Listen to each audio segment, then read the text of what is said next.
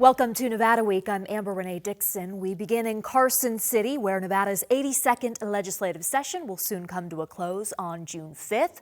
So will the Athletics get their stadium funding bill passed in time? For that, we bring in Nevada Independent reporter Sean Galanka. And Sean, we will get to the A's, but first, there were some negotiations overnight between Wednesday and Thursday. What happened and how much sleep have you gotten? Very little sleep, Amber. The Capitol Press Corps was at the Capitol around midnight to watch Governor Joe Lombardo sign a pair of the five major budget bills that are basically used to fund our state government over the next 2 years. And that came after hours of negotiations on Wednesday between Democratic leadership in the legislature and the governor.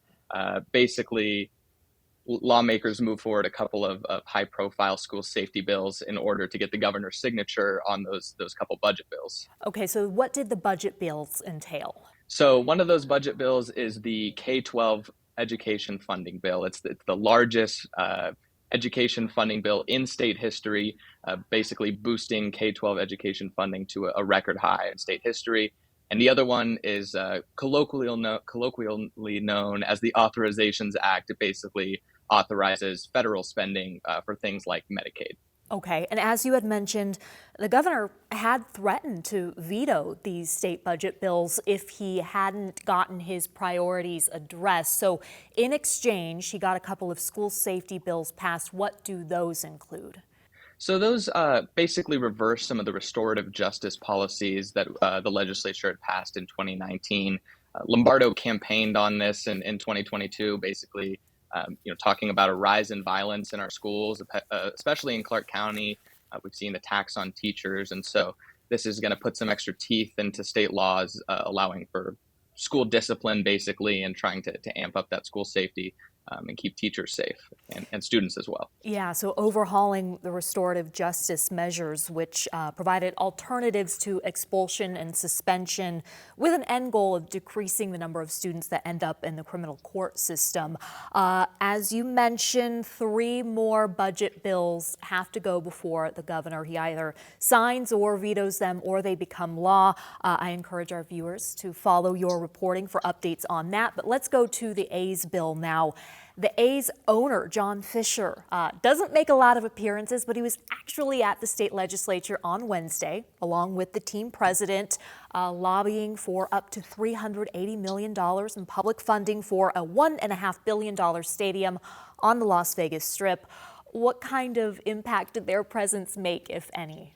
I think it was a subtle impact publicly. Certainly, they were moving around the building, going to different lawmakers and probably whipping votes on the bill, just trying to talk to folks about what they're seeking in Las Vegas. And so they weren't present for the bill's initial hearing earlier this week, but they did come into the building to talk directly to lawmakers and kind of sell them on this idea.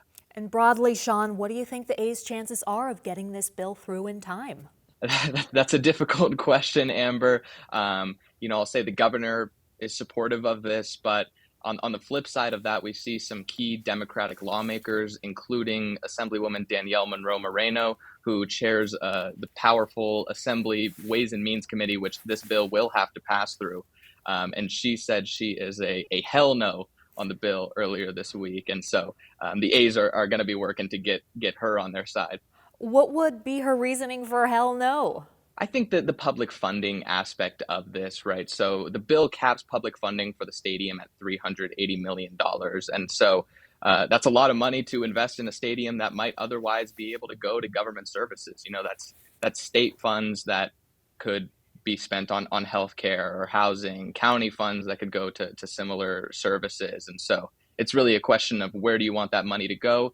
And that's kind of being settled in the legislature right now. Yeah, and that $380 million would be a combination of transferable tax credits and public bonds. Let's move now to another big appearance at the legislature, and that was new Las Vegas resident and actor Mark Wahlberg. He was there in support of the film tax credit program, a massive expansion of it.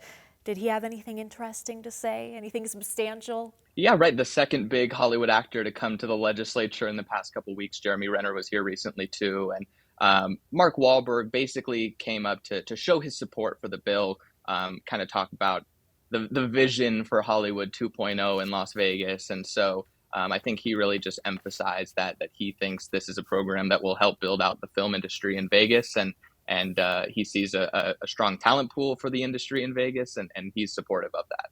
So where does this bill stand now? I mean, Monday, June 5th is the end of the session. Right. This is it's really up in the air. Yesterday, my colleagues and I spoke with Lombardo's chief of staff, Ben Kiekeffer, and he talked about how the general fund liabilities of this bill are unlike anything we've ever seen.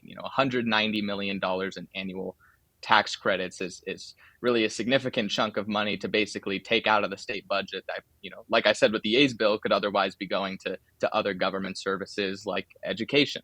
And so even though Democratic lawmakers, I think, are pushing this bill forward, there's still a lot of discussion about amendments, and we just don't know where the governor really stands on it.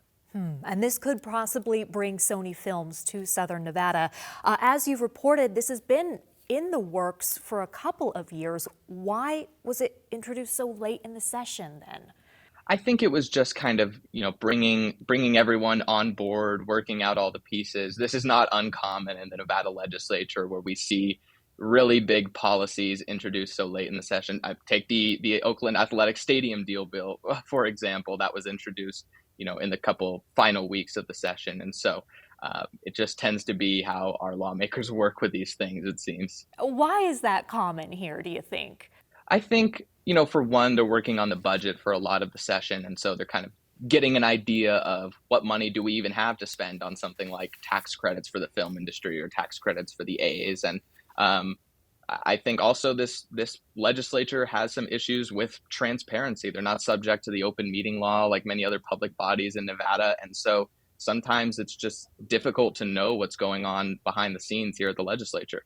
And to your point, I think people felt the same way when they heard that there was going to be the hearing about the A's bill on Monday, which was Memorial Day. Sean Galanka with the Nevada Independent, thank you so much for your time.